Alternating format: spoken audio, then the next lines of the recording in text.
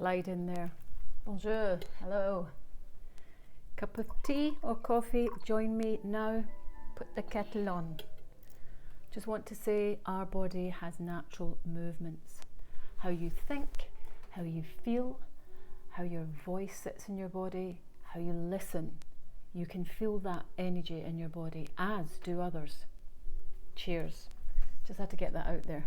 So welcome back. This is my third episode, short as it is. Hopefully it doesn't come to an end too quickly like the last one, but I think in the last one I said something about acting being an art form. Well, it is. What has that got to do with mental health, I hear you saying? Well, I'm going to cover various aspects, like I said at the beginning, but this is really quite relative because, like I said, when I was learning about certain practitioners' ways in which to act, to become real as an actor, one practitioner that we were given to read up on was someone called Patsy Rodenberg, who is a voice coach in London, New York, and all these places. And she wrote a book, and she called energy within our body. She placed 3 types of energy into circles, for example. The first circle being the energy where we hold back, is of the past.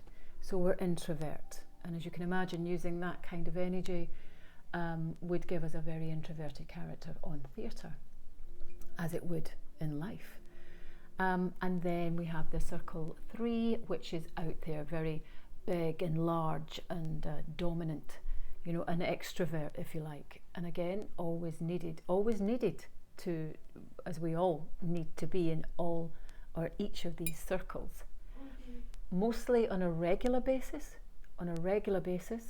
we would prefer to be or should be in circle 2, which is the circle of presence, to be present. Ori, that's my dog. Stop making a noise. Yeah, there is an interruption. So anyway, there's 3 circles. And if you can rapidly go through these 3 circles, whereby you're including your breath and everything like that, then it's really quite startling how it changes. Obviously your breath, and then obviously your speech would change, which is relevant for when you're acting. But in terms of day-to-day life, that's when it comes into being, really, which is what I said before. Is I was quite surprised how, in practicing these methods from each practitioner, allowed me to be aware of myself and of others in terms of what you are saying to someone and how they would perceive it, and vice versa. Then give me an overall outlook, or an overall.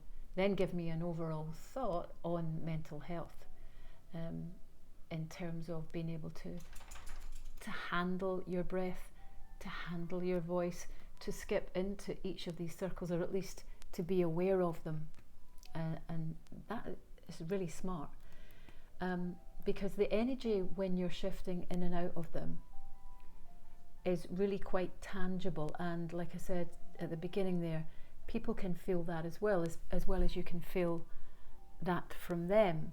I mean, have you ever been in a room or walked into a room where that saying comes, you could cut the atmosphere with a knife? Well, that's not just a saying, is it? Because there is an energy shift, perhaps when you walked in the room, or there's an energy sitting heavy in the room, because we can all, it's almost like our instincts are coming out to guide us, because it is a survival technique. That's why we need to be in all of these different circles at certain times to survive. If we want to retreat back to hide, then we will go into circle 1, which is very relevant, isn't it?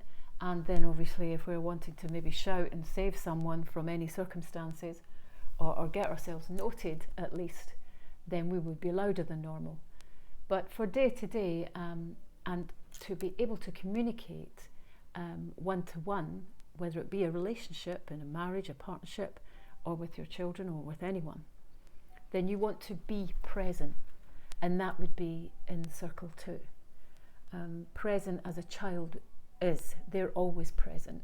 If they're playing with a toy, you can see them taking a toy and holding it, and they are completely focused on that toy, and they're in the moment with it, playing with it. It's real to them. It's give and take all the time. Give and take, and that's where the energy of 2 brings you. That's where presence will bring you, the give and take in life. Like listening to a piece of music, for example, as I do. Not always am I in presently with that music. I've just got it in the background, or I'm playing it just for some instant fun. Instant gratification, darling. But when you are in the mood and you want to become present with the music you're listening to, then you will completely absorb that, and the appreciation level rises, and you feel that. That is tangible. That's the tangible feelings that you get, which is the energy shifting. That's a shifting energy. We're full of it. We are full of it, full of energy.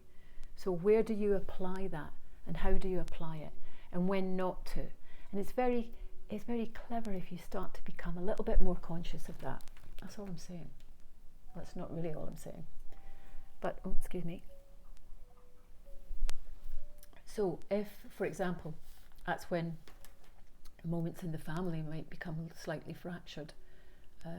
Marriages break down when perhaps the partner is not being completely present. They're not present emotionally or physically anymore, and that breaks down more and more.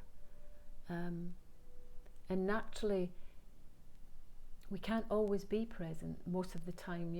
If we have a trauma or a physical or a mental dilemma, then we won't be present, because we need to dull down those emotions. We need to fade them out, which is probably why we might have a drink, or some people turn to drugs, because we're